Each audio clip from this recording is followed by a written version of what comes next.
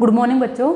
जैसा कि आपको पता है कि हमने अपने पिछली 2 क्लासेस में पॉलिटिकल साइंस के बारे में पढ़ा था। तो पॉलिटिकल साइंस में जो इम्पोर्टेंट फैक्ट हैं उससे रिलेटेड आज हम कुछ क्वेश्चंस देखेंगे जो अक्सर एग्जाम में देखे जाते हैं। ठीक है, तो आज जो क्वेश्चंस मैं स्टार्टिंग से ही लेकर चलूँगी, जैसे स्टार्टिंग में मैंने कराया था सेम वही क्वेश्चन हम लोग यहाँ पर डिस्कस करेंगे, एक ओवरव्यू लेंगे। पहला क्वेश्चन जो बनता है सबसे पहले आपके लिए वो ये है कि कैबिनेट मिशन कब पास हुआ। कैबिनेट मिशन कब पास हुआ था? 1946 में।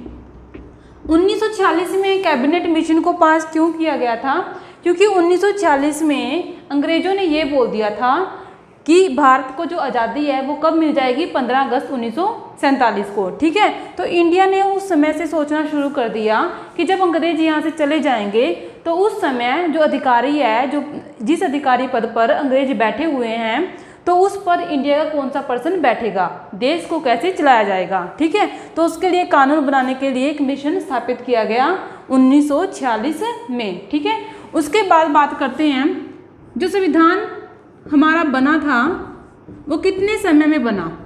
संविधान कितने समय में बना था? 2 वर्ष 11 महीने 18 दिन। यदि बात करते हैं कि इसकी जो फर्स्ट मीटिंग थी, फर्स्ट मीटिंग थी ये कब हुई थी? इसकी ये हुई थी 9 दिसंबर को 1946 में। 9 दिसंबर 1946 में इसकी फर्स्ट मीटिंग हुई थी। यदि बात करते हैं जो फर्स्ट मीटिंग हुई थी, संविधान सभा के जो अस्थायी मेंबर थे वो कौन थे? फर्स्ट मीटिंग में अस्थायी अध्यक्ष थे वो थे डॉक्टर सच्चिदानंद सिन्हा। डॉक्टर सच्चिदानंद सिन्हा। ठीक है, डॉक्टर सच्चिदानंद सिन्हा। अब बात करते हैं कि जो इसकी दूसरी मीटिंग थी, सेकंड मीटिंग थी, वो कब हुई थी? वो हुई थी 11 दिसंबर। ठीक है, 11 दिसंबर को 1946 में। और इसमें जो इसके परमानेंट मेंबर थे वो कौन बन गए थे? स्थायी अध्यक्ष कौन बन गए थे? डॉक्टर राजेंद्र प्रसाद। डॉक्टर राजेंद्र प्रसाद जो थे हमारी संविधान सभा के जो स्थायी अध्यक्ष बन गए।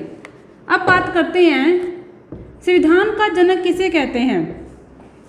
ठीक है, संविधान का जनक किसे कहते हैं? संविधान का जनक डॉक्टर भीमराव अंबेडकर को बोलते हैं। संविधान का जनक या संविधान का पिता ये बोलते हैं डॉक्टर भीमराव अंबेडकर को। डॉक्टर भीमराव अंबेडकर। अब बात करते हैं कि जब हमारा संविधान बना था उसमें अनुसूचियां कितनी थी, भाग कितने थे, और जो आर्टिकल है, अनुच्छेद हैं, वो कितने थे? ठीक है, मैं बात कर रही हूँ जब ये बना था नवनिर्मित संविधान में।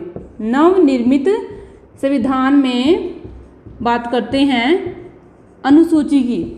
अनुसूची जो थी इनकी संख्या थी 8। ठीक है, और जो भाग थे इनकी संख्या थी 22। और जो अनुच्छेद थे इनकी संख्या थी 395। 395 अनुच्छेद थे। अनुसूचियाँ 8 थी, भाग 22 थे, और अनुच्छेद थे जो वो 395 थे।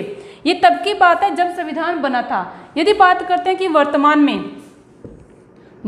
में कितने हैं? वर्तमान में जो अनुसूचियाँ हैं उनकी संख्या है 12, और जो भाग हैं उनकी संख्या है 25, और जो अनुच्छेद हैं इनकी संख्या है 448। ठीक है बच्चों, तो इस तरीके से आपने ये क्वेश्चन अपने नोट कर लेने हैं और इनको आपने अच्छे से याद करना है। देखो बच्चों, जब भारत का संविधान बनकर तैयार हो गया था उसके बाद भारत के संविधान में प्रस्तावना को जोड़ा गया। भारतीय संविधान की कुंजी। क्वेश्चन आ जाए कि संविधान की कुंजी किसे कहते हैं? संविधान की कुंजी किसे कहते हैं? ये कहते हैं प्रस्तावना को।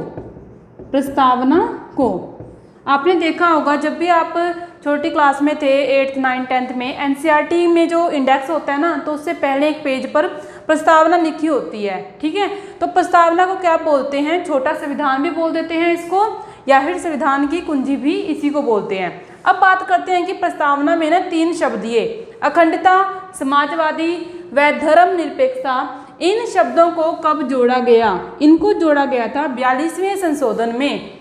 42वें संशोधन में, और कौन से सन में जोड़ा गया था? 1976 में, 1976 में।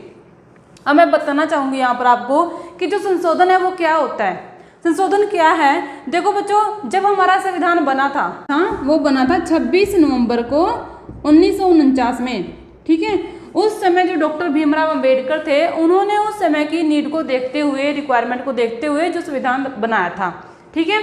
लेकिन कुछ समय के बाद हम लोग अपने संविधान में कुछ चेंजेस लेके आना चाहते थे, कोई नया रूल लेके आना चाहते थे। सपोज यदि बात करते हैं, जब संविधान बना था ना, उस समय जो राज्य थे, राज्यों की संख्या जो थी वो कितनी थी? 14 थी, ठीक है।